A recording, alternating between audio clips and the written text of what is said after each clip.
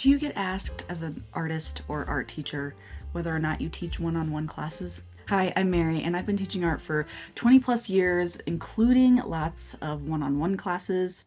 So here are my tips to help you get started. The first thing is just understanding your student, where they're coming from, what they want to accomplish, what they want to try. You want to get a clear idea of what they want you to teach them and basically just get on the same page so that you're not wasting each other's time. The second thing is you want to come with a plan. How long will you meet? How often? Where? And then how are you going to go about getting them from A to B in terms of what they want to do and accomplish? So I had a student once who literally just wanted me to come to her house and help her with some creative ideas she had. She would always provide the materials. She always had the ideas, the Pinterest things she wanted to try. And I was just there to sort of help her, coach her along the way, right? And then you can have others who want more of a structured curriculum. Like they want you to come and say, hey, I want you to teach me how to draw. And so you have to have sort of a plan and a structure and a schedule of how to do that and how and what you're teaching them specifically week to week. And those are the students that just want to improve their skills and want to learn specifically from you some of those things, right? So writing out a plan, maybe with some dates, maybe with some project ideas, is just kind of a good way to start. It doesn't have to stay that way, but it's a great way to just start off on the right foot, keeping all these things in mind. The next thing is just be ready to pivot, be flexible. Are things not landing?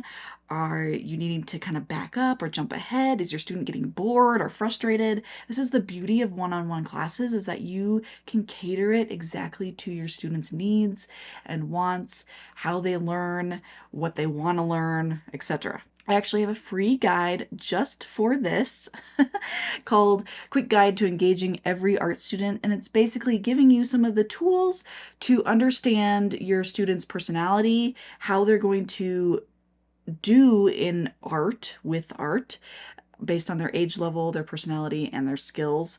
So check that out in the description below where you can download that for free.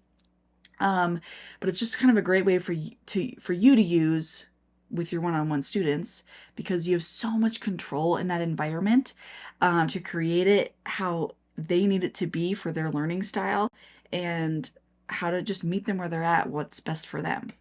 Let your student direct. Now, don't, completely let your student direct necessarily, unless you have a student who specifically just wants you to be by their side, kind of helping them through things that they've decided. But, give them projects to pick from, like give them some options and say, hey, which of these things sounds interesting to you?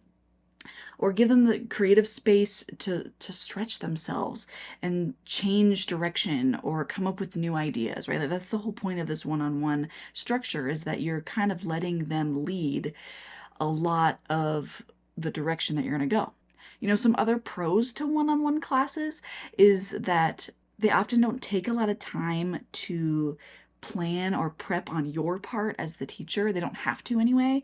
So just bringing your skills and your expertise to the table is often all you need, kind of like tutoring, Another one is projects can be so much more in depth. They can be long lasting. They can, be you walking your student through a project that they've wanted to do for a long time, that is just tedious or time consuming. Right? You're catering it all to them and their interests and their goals. And that's just kind of a fun and exciting thing to walk alongside. So I hope you found this video helpful. Honestly, one-on-one teaching has been some of my favorite ways of teaching. I've had some of my favorite students this way. I've had just some really, really cool moments with students, watching them build and create something they've always wanted to. So give it a try, be open to it. I hope these tips and tricks help you to do that.